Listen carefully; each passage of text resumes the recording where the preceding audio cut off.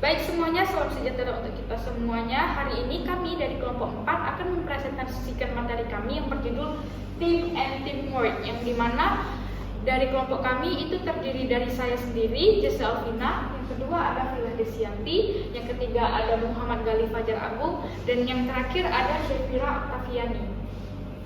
Nah, di sini terdapat agenda dalam materi kami. Nah, yang pertama itu ada pembahasan tentang tim dalam organisasi, dan kedua ada tren dalam penggunaan tim, yang ketiga ada bagaimana cara tim bekerja, yang keempat terdapat pengambilan keputusan dalam tim, dan yang kelima yang terakhir yaitu kesimpulan. Nah, sekarang kita masuk ke materi pertama, yaitu yang akan dipresentasikan oleh Gali. Baik. Di materi yang pertama ini judulnya adalah tim dalam organisasi. Nah, jadi tim dalam organisasi ini merupakan sekelompok individu yang bekerja bersama secara terencana dan terkoordinasi untuk mencapai tujuan yang sama. Nah, setiap anggota tim memiliki peran dan tanggung jawab yang berbeda, namun saling melengkapi satu sama lain. Nah, keberadaan tim sangat penting karena banyak pekerjaan organisasi yang tidak dapat diselesaikan secara individu dan membutuhkan kerjasama. Next. Nah, lalu yang kedua ada kelebihan dan kekurangan kerjasama tim. Di sini ada beberapa poinnya. Yang kelebihan ada 4 poin, yaitu efisiensi dalam pekerjaan. Lalu yang kedua ada inovasi dan kreativitas. Lalu yang keempat lalu yang ketiga memperkuat kerjasama dalam komunikasi, dan yang keempat mengurangi beban kerja individu.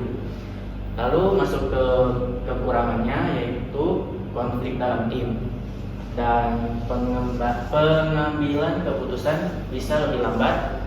Lalu ada ketergantungan kepada anggota lain, dan yang terakhir pembagian tugas yang seimbang. Next. Nah, lalu yang poin ketiga ini ada rapat.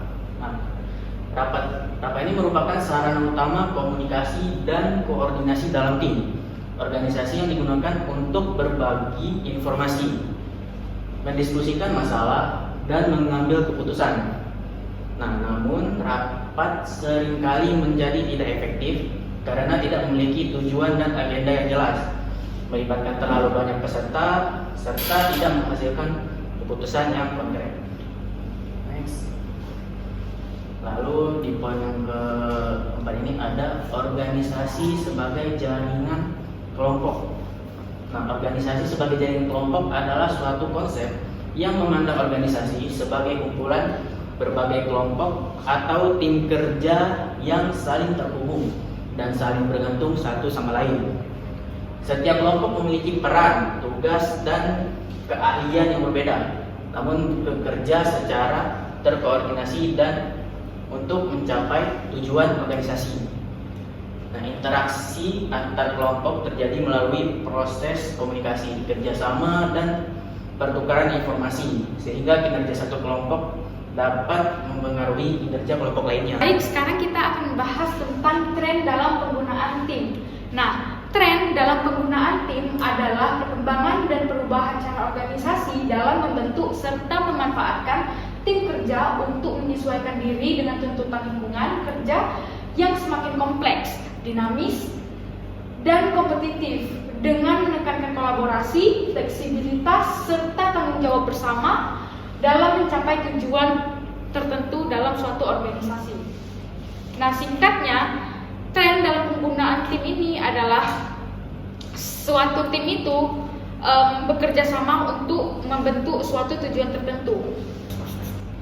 Nah, di dalam tren dalam penggunaan tim itu terdapat beberapa poin. Nah, poin pertama itu komite, tim proyek, dan satuan tugas. Nah, komite itu merupakan sekelompok karyawan dalam suatu organisasi yang dibentuk di luar pekerjaan harian untuk menangani isu atau tujuan tertentu secara berkelanjutan dan terfokus.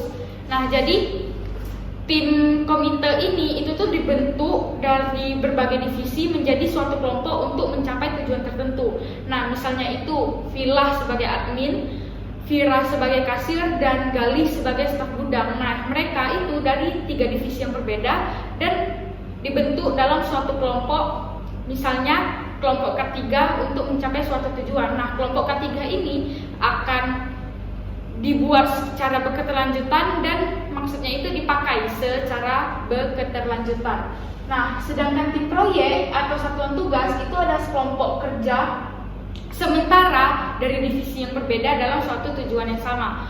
Nah, misalnya itu adalah sekelompok orang dari berbagai divisi yang berbeda atau dari berbagai jabatan yang berbeda itu mencapai suatu tujuan yang sama tapi hanya dengan sementara. Nah, misalnya itu Bu Dewi dari dosen bisnis digital, Pak Ray dari dosen sistem informasi, itu mereka dibentuk dalam suatu kelompok. Misalnya ITEBA ada acara jalan-jalan ke Barelang. Nah, Pak Ray dan Bu Dewi ini dari dosen dengan divisi yang berbeda itu mereka menjadi satu kelompok, yaitu kelompok konsumsi, yang dimana mereka harus merencanakan konsumsi dalam perjalanan tersebut. Nah, kelompok ini bersifat sementara.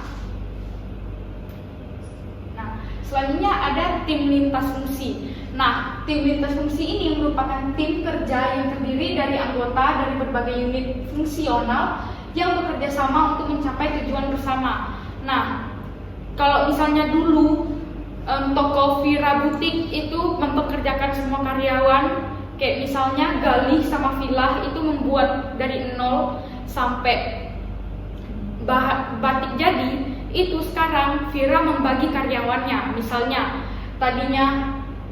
yang tadinya Vila sama Galih itu membuat butik dari awal sampai akhir secara sendiri-sendiri, yang dimana itu akan terjadi miskom dan lain-lain, itu sekarang tugasnya dibagi. Vila menjadi desainer dan Galih menjadi penjahit, seperti itu. Lanjut.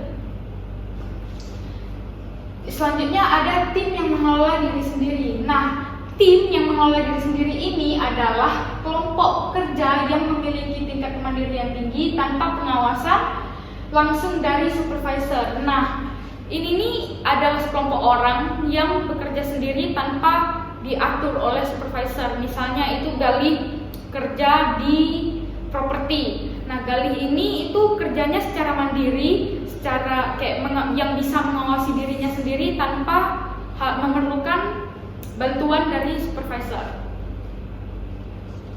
Nah, selanjutnya ada tim virtual. Tim virtual adalah tim kerja yang anggotanya berada di lokasi geografis yang berbeda dan bekerja melalui teknologi komunikasi berbasis komputer. Nah, tim virtual ini sering kita jumpai, yang dimana mereka itu bekerja di suatu perusahaan yang sama, tetapi mereka itu bekerja dalam jarak jauh atau tidak tatap muka melalui perangkat yang mereka punya seperti handphone, komputer, laptop, dan lain-lain. Nah, selanjutnya kita akan membahas tentang pembangunan tim.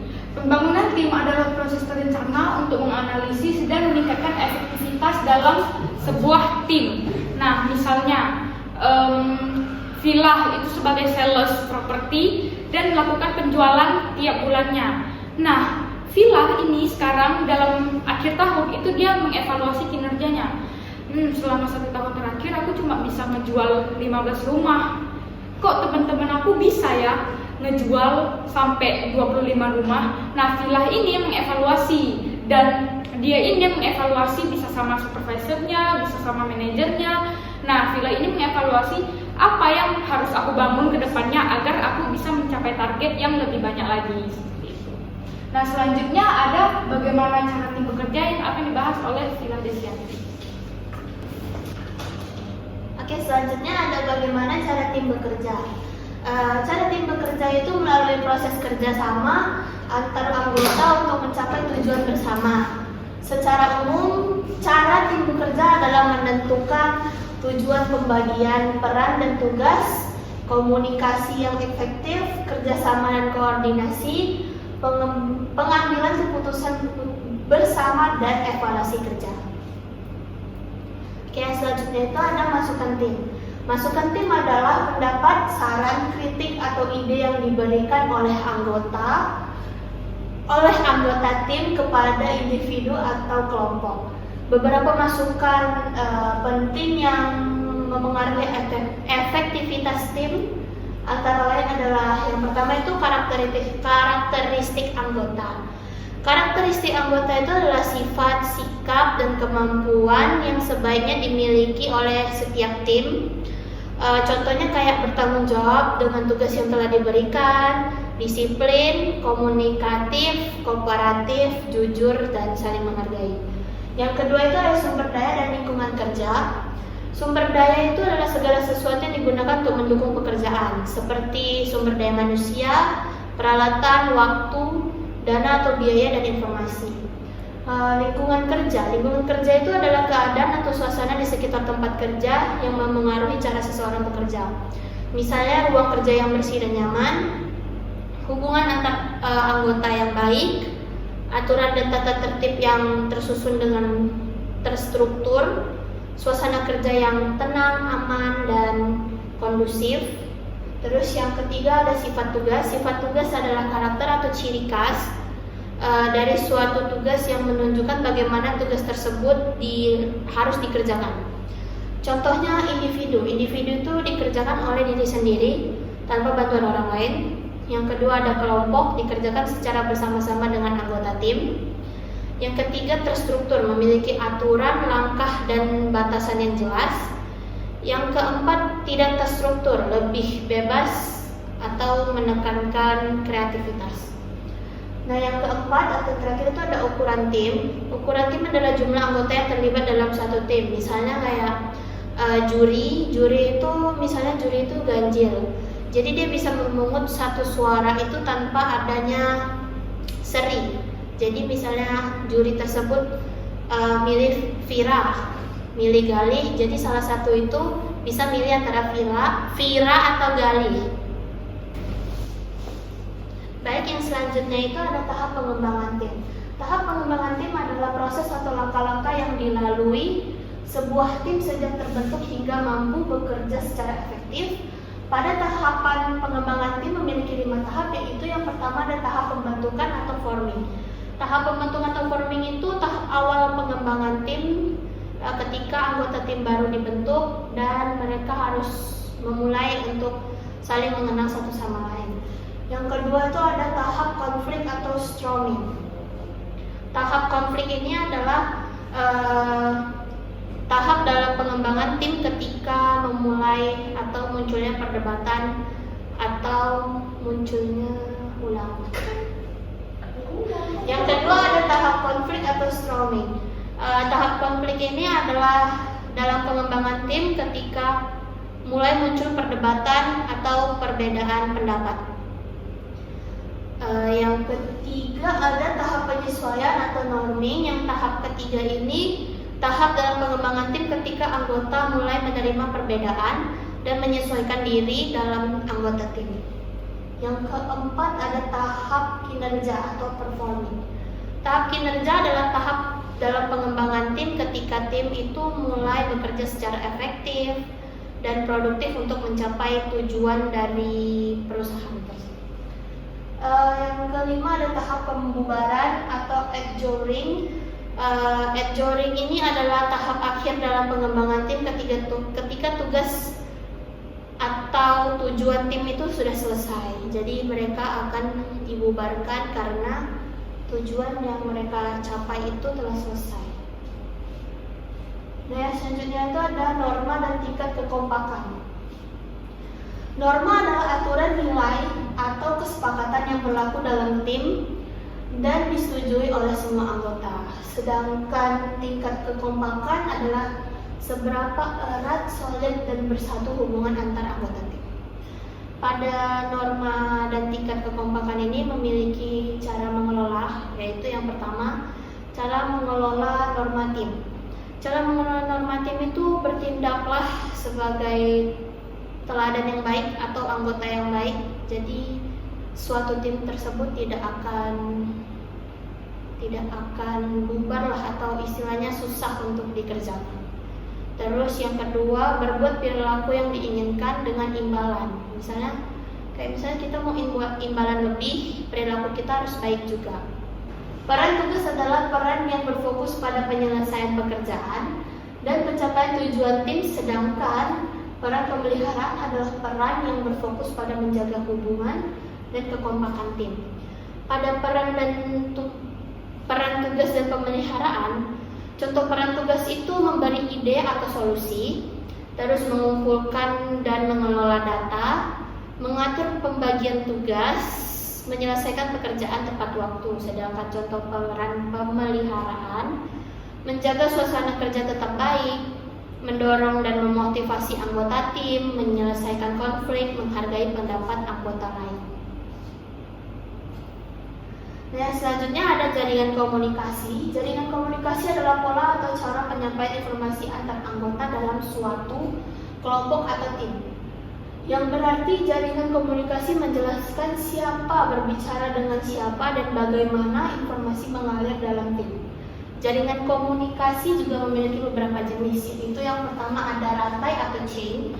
Rantai atau chain ini informasi mengalir secara berurutan dari satu orang ke orang lain. Yang kedua ada roda atau wheel. Roda atau wheel itu adalah semua komunikasi melalui satu pusat atau dari satu pemimpin. Yang ketiga ada lingkaran atau circle. Lingkaran atau circle ini setiap anggota berkomunikasi dengan dua orang di sekitarnya atau lebih. Terus yang keempat semua saluran atau all channel. All channel ini semua anggota bebas berkomunikasi satu sama lain tanpa membeda-bedakan orang lain gitu, jadi boleh komunikasi sama siapa aja. Oke, selanjutnya akan dijelaskan oleh Vira.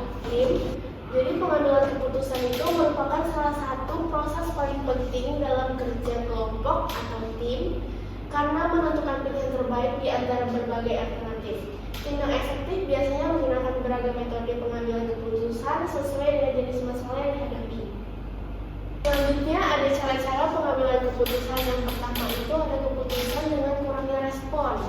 Nah, di dalam metode ini ide-ide diajukan dalam satu persatu tanpa diskusi. Setiap ide cenderung diabaikan sampai akhirnya ada satu ide yang tidak ditolak dan diterima begitu saja. Yang kedua ada keputusan berdasarkan otoritas. Nah, kalau ini pada metode ini seorang pemimpin atau manajer membuat keputusan untuk seluruh tim. Prosesnya cepat dan dapat dilakukan tanpa diskusi. Yang ketiga ada keputusan oleh minoritas. Nah, metode ini biasanya terjadi ketika segelintir anggota, biasanya 2 atau 3 orang, mendominasi diskusi dengan mendorong tim untuk menerima keputusan mereka. Selanjutnya yang terakhir keputusan berdasarkan mayoritas. Di dalam metode ini paling umum untuk melakukan pemungutan suara seperti voting. Nah, lalu ada keputusan dengan konsensus. Keputusan dengan konsensus ini adalah pendekatan pengambilan keputusan di mana tim berdiskusi secara menyeluruh hingga muncul satu pilihan yang disetujui oleh sebagian besar anggota dan dapat diterima oleh anggota lainnya. Lalu ada cara mencapai konsensus yang ada 5 poin. Yang pertama ada jangan setuju atau berubah pendapat. Yang kedua hindari voting atau kompromi paksa. Yang ketiga libatkan semua anggota dan buka ruang. Dan keempat mencari solusi yang dapat diterima. Dan yang terakhir dengarkan dengan baik dan dorong masukan setiap orang. Nah, keputusan dalam mufakat ini seperti anggota tim sepakat dengan tindakan yang akan diambil. Metode ini sangat ideal, tetapi sangat sulit dicapai dalam praktik karena membutuhkan koordinasi dan kesepakatan penuh. Lalu di sini ada kelebihan dan kekurangan dalam keputusan tim. Yang pertama itu ada kelebihan, menghasilkan ide yang lebih beragam, kualitas keputusan cenderung lebih baik, beban tanggung jawab dibagi bersama. Dan yang sebelah sini ada kekurangannya. Yang pertama itu ada proses pengambilan keputusan lebih lama. Yang kedua berpotensi terjadi konflik antar anggota. Yang ketiga tanggung jawab bisa menjadi tidak jelas. Yang selanjutnya ada grouping. Grouping adalah kondisi psikologis dalam pengambilan keputusan. Kelompok yang dimana anggota tim lebih mengutamakan kesepakatan dan harmonisan kelompok. Tim Tingginya rasa kebersamaan membuat anggota enggan mengkritik dan cenderung menyembunyikan keraguan demi menjaga harmoni. Akibatnya, kelompok bisa menjadi keputusan buruk karena tidak bisa mempertimbangkan perbedaan pendapat atau informasi penting.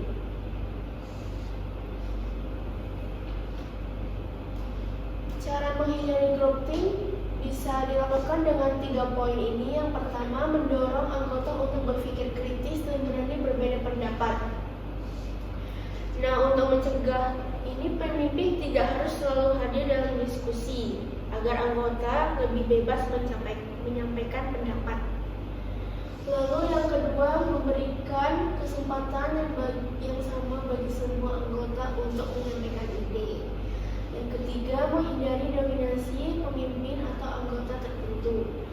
Nah, di sini di groupthink ada contoh kasusnya, yaitu beberapa kegagalan besar seperti serangan Pearl Harbor, invasi teluk babi, kesulitan di Vietnam, dan terjadi tragedi Challenger menunjukkan bahwa groupthink ikut menyebabkan keputusan buruk.